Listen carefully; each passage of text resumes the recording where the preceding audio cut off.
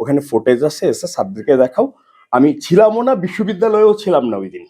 এটা তো আমার কোনো ইয়ে হতে পারে না। আমি পারি কি পারি না, আমার মনে হয় এটা যে কর্তৃপক্ষ আমাকে ডিউটি দিয়েছে তাদেরকে জিজ্ঞেস করা উচিত বিষয়টা কেন দিয়েছে। আমি আজকে আইন অনুষদের গ্যালারি ওয়ানে ভর্তি পরীক্ষা ডিউটি দিচ্ছিলাম। তো ওই সময় ওখানে যারা শিক্ষকরা ছিলেন এবং স্টাফরা সবাই করতেছিলেন, এবং ওইখানে ল ডিপার্টমেন্টের বাইরেও অন্যান্য ছিলেন, সবাই বলা বলি করছিলেন যে স্যার আপনি তাড়াতাড়ি বের হন, এখানে আপনি একটা মবের মুখে পড়তে পারেন। আমি আসলে আমার ৬ বছরের ছোট বাচ্চাকে বাসায় রেখে আসছিলাম একটা হেল্পিং হ্যান্ডের জিম্মায়। জাস্ট আমি ভর্তি পরীক্ষা দিয়ে গিয়ে ওকে খাওয়াবো, এবং আমার বাচ্চার কিছু আছে, সমস্যা আছে, ও অন্য কারো হাতে খায় না, বাবা বা মা ছাড়া। এবং যেহেতু ওর মার পোস্টিং রিসেন্টলি ঢাকায় হয়েছে, আমরা এখনো বাসা শিফট করতে পারি নাই, ওর স্কুল এখনো শিফট হয় নাই, আমাকেই করতে হচ্ছে। এবং আজকে আমার ফ্যামিলিতে একটা বড় অঘটন ঘটেছে। আমার আপন বড় চাচা উনি মারা গেছেন অল অফ এ সাডেন। আমি জাস্ট যখন ভর্তি পরীক্ষার হলে ঢুকতেছি তখন শুনলাম। এবং আমার আসলে এদিকে বাচ্চা একা, এই জন্য আমি যখন এটা শুনেছি আমি আর ওই মুহূর্তে আমার মনে হয়েছে আমি কি করব। তো ওখানে যারা ছিলেন বললো যে চলে যাও। আমি জাস্ট বের হলাম, তো চিৎকার চেঁচামেচি শুনে আমি জাস্ট মানে দিকবিদিক হয়ে গেছি, এবং আমি তাড়াতাড়ি চলে যেতে চাইলাম, বাট পিছনে অনেকে দৌড়ে আসছে। এবং ওই মুহূর্তে আমি আসলে খুবই আতঙ্কিত হয়ে পড়ে আমি করতে গেলাম, তাড়াতাড়ি চলে যেতে চাইলাম, কিন্তু আমি জাস্ট ওখান থেকে বের হয়ে ২ নাম্বার গেটের ওখানে আমার একজন কলিগের বাসা দেখে আমি ভাবছি যে ওনাদের এখানে গিয়ে আশ্রয় নিই, কিন্তু আমি বাসার গেটে যাওয়ার কাছাকাছি মানে আমাকে বেশ কয়েকজন ধরে ফেলেছে। আহ, আমি আসলে ওই মুহূর্তে মানে প্যানিক অ্যাটাকের মতো একটা অবস্থা, আমি বুঝে উঠতে পারতেছিলাম না কি হচ্ছে।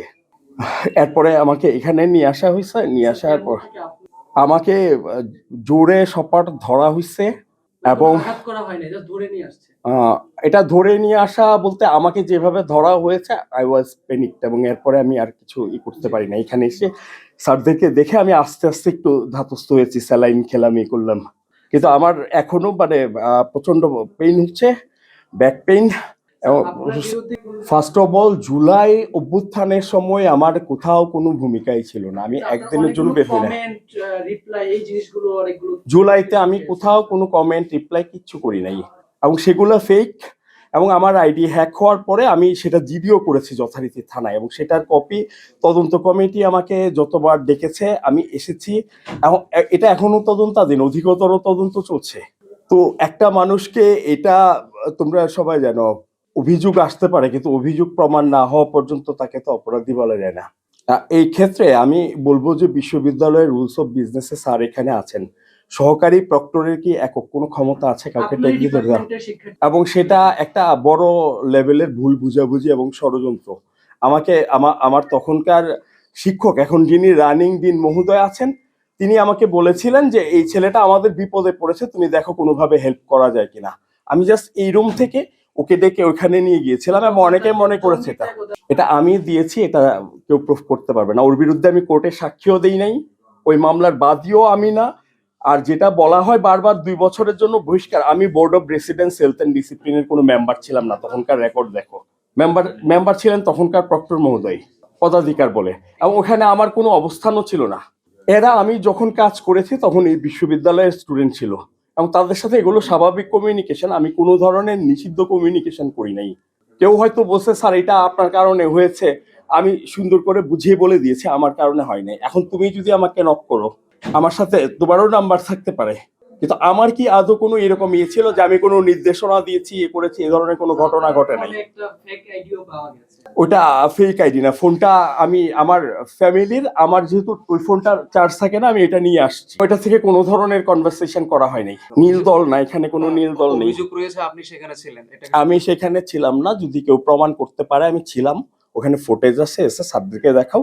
আমি ছিলামও না, বিশ্ববিদ্যালয়েও ছিলাম না ওই দিন। এবং এটা আমি একেবারে চ্যালেঞ্জ করে বলছি যে ওই মৌন মিছিলে আমি ছিলাম, এটা প্রুফ করতে পারলে যে শাস্তি আমাকে দেওয়া হবে আমি মাথা পেতে। আমি কোনো মৌন মিছিলেও ছিলাম না, কোনো ধরনের দাবি বিবৃতি কোনো কিছুতেই ছিলাম না, এবং পুরা জুলাই আন্দোলন নিয়ে আমার কোনো ধরনের কথাও নাই। আমার বিভাগের কতিপয় শিক্ষার্থী সবাই বয়কট করে নাই। যখন গণতদন্ত কমিশন ডেকেছে সেখানে ২০ জনের বেশি স্টুডেন্টরা হাজির হয়নি। আমার বিভাগে তো প্রতি বেচে ১২৫ জন করে স্টুডেন্ট পড়ে। রেজাল্টের ভয় দেখানো হয়েছে, এটা মুখে বললে কবে কখন কাকে ভয় দেখিয়েছি সেটা স্পেসিফিক হতে হবে। এটা তো বারোয়ারি অভিযোগ হলে হবে না।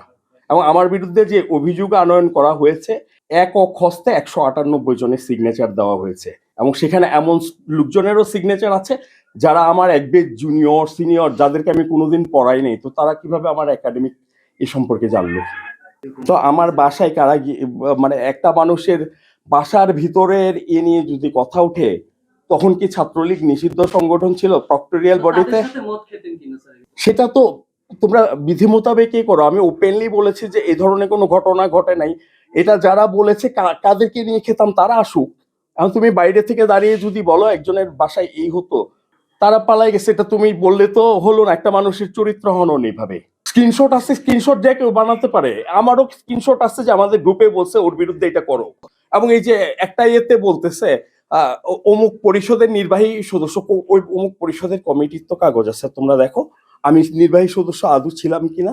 আমি কোনো সংগঠনের মানে পলিটিক্যাল সংগঠনের পদ পদবি ধারণ করি নাই। আর যেটা বললাম যে এখানে মৌন মিছিল, আমি এখানে ছিলাম না। যারা ছিলেন তারা, এখানে ফুটেজও আছে, ভিডিও ফুটেজও আছে, সাংবাদিক সমিতির কাছেই তো আছে। তোমরা দেখো না আমি কোথাও আছি কিনা এখানে। তো ডিউটি তো আমাকে আমি নিজে দেই নাই, আমাকে বিশ্ববিদ্যালয় কর্তৃপক্ষ চিঠি দিয়েছে, আমি সেটার প্রেক্ষিতে ডিউটি দিতে আসছি। এটা তো আমার কোনো ইয়ে হতে পারে না। আমি পারি কি পারি না, আমার মনে হয় এটা যে কর্তৃপক্ষ আমাকে ডিউটি দিয়েছে তাদেরকে জিজ্ঞেস করা উচিত বিষয়টা কেন দিয়েছে। আমাকে দিলে আমি বিশ্ববিদ্যালয়ের দায়িত্ব পালনে বাধ্য। আমার গত বছর জানুয়ারির 7 তারিখ থেকে বিভাগীয় প্ল্যানিং কমিটি সর্বসম্মতিক্রমে আমাকে পিএইচডি ছুটিতে যাওয়ার জন্য সুপারিশ করে। সেই চিঠি আজ অবধি নিষ্পত্তি হয় নাই। বিধি মোতাবেক বিশ্ববিদ্যালয়ের সকল দপ্তর থেকে আমি ছাড়পত্র নিয়েছি, এরপরে আমার আর কোনো ক্লাস পরীক্ষা নাই বিভাগে। না, আমি বেতন পাচ্ছি না, এবং সেটা বেতন সেটা সেপ্টেম্বর মাস থেকে। 24 না 25 সালের। হ্যাঁ, আমি এই যে আমার ব্যক্তিগত ফোন আমি বারবার বলা সত্ত্বেও আমাকে না দেখিয়ে আমার ফোনগুলা আমি দেখেছি যে আমার 2জন ছাত্র ভাই আমার থেকে নিয়ে নিয়েছে।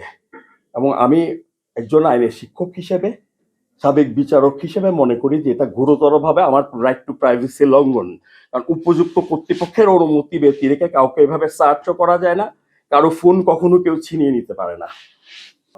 আমি আগেও বলেছি আমি নির্বাহী সদস্য না। তুমি কমিটির কাগজে প্রুফ করো এটা যে ফেক, এটা বোঝা যাচ্ছে এখানে। এবং ওখানে যে বলেছে বঙ্গবন্ধু পরিষদ থেকে স্মারকলিপি দিলাম, জুলাই আন্দোলনের সময় বঙ্গবন্ধু পরিষদের এখানে কোনো কর্মসূচি ছিল না, স্যাররা তো ছিলেন ক্যাম্পাসে।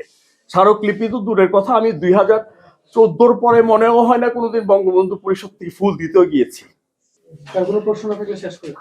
এবং ওইখানে যদি আমি থাকি, কমিটির কাগজটা দেখা একটা স্ক্রিনশট তো প্রমাণ হইতে পারে না, এটা একটা কনক্রিট এভিডেন্স না।